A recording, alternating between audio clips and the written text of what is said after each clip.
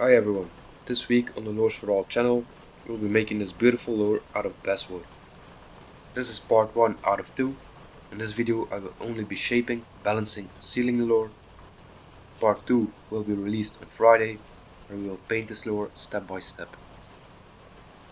Starting from this month, I'll be posting a video every Friday, so if you like this video, be sure to stay tuned for more future ones.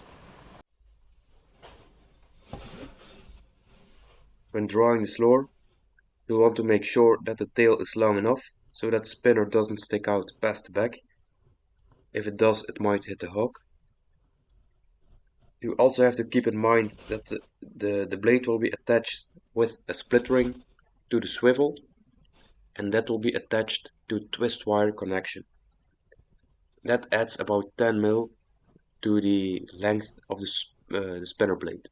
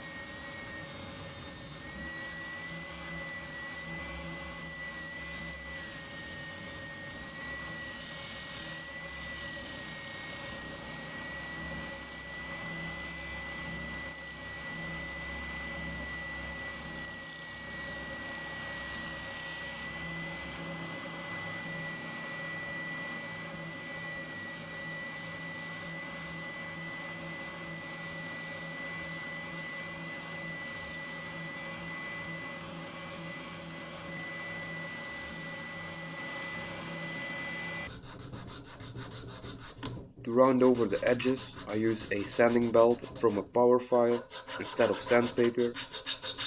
Sanding belts are very tear resistant, especially for how narrow they are. Sandpaper would tear right away if you were to use a narrow strip like this. I get my belts on Amazon.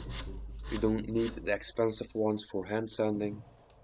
I paid 16 euros for a pack of 100 belts with a couple different grits in it. This is a pretty neat little trick to clamp uneven tapered edges. I put my lure in between two sponges. This way the lure is held very secure, but it won't get damaged.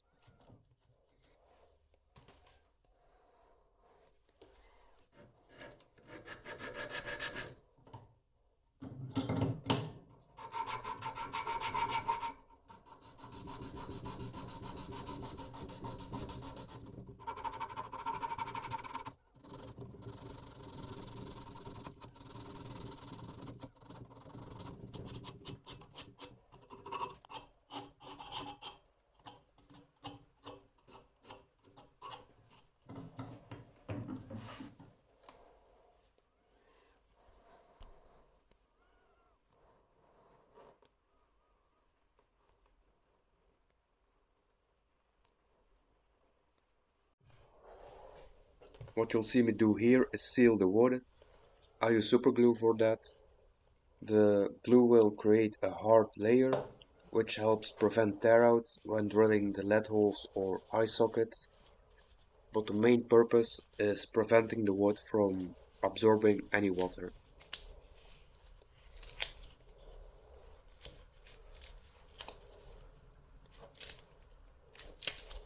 I apply it by putting some on my finger and then rubbing it in.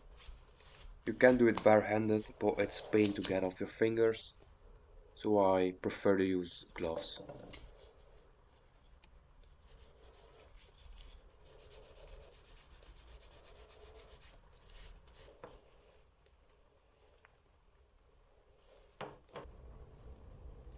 Now it's time to drill the lead holes.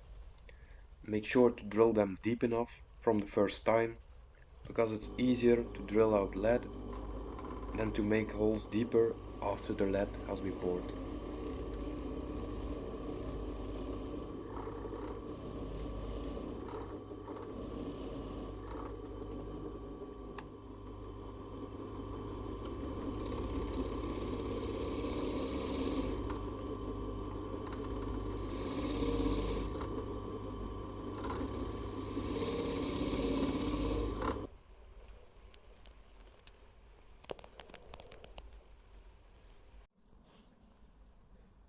To fill the lead holes back up, I use superglue and sawdust.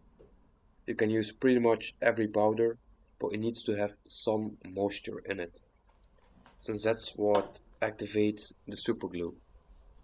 You can use baking soda, but I prefer sawdust since I have a big supply of that in my wood shop.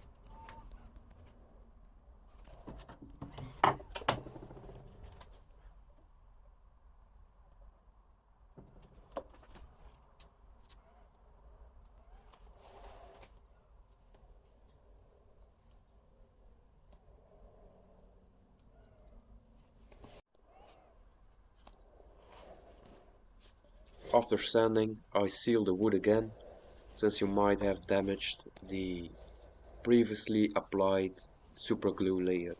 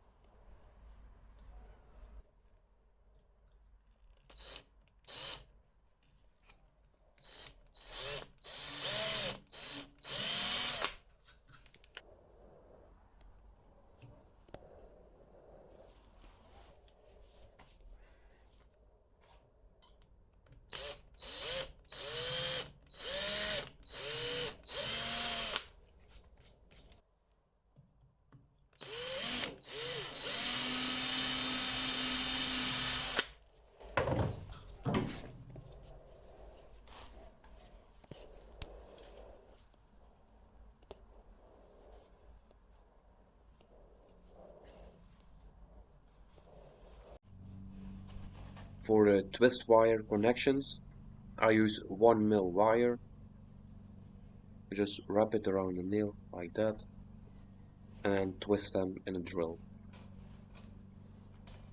For the spinner blade, I slide on the swivel first and then twist it like all the other wires.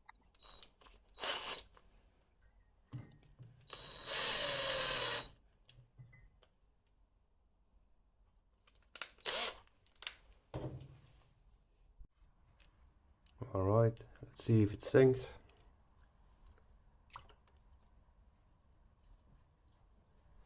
Nope. It barely floats. So I guess maybe a little bigger hook on the back. But it's already pretty heavy here. Big split ring and big hook. So maybe I'll drill a extra lead hole right there. Alright, I added an extra hole. Let's see. And it sinks. Great. By the way, I do like to make it so it sinks a little belly first, tail up, so that when you reel it in, the spinner isn't hitting the body like this, but it's more spinning like this. So the spinner has free movement, the body stays undamaged, and I think it benefits the action as well. I like to give this lure a mad look, so I drill the eye hole on the edge so that not the full drill bit makes contact. And then here I'll be cutting a round eye. I'll be cutting part off so that it matches the eye socket.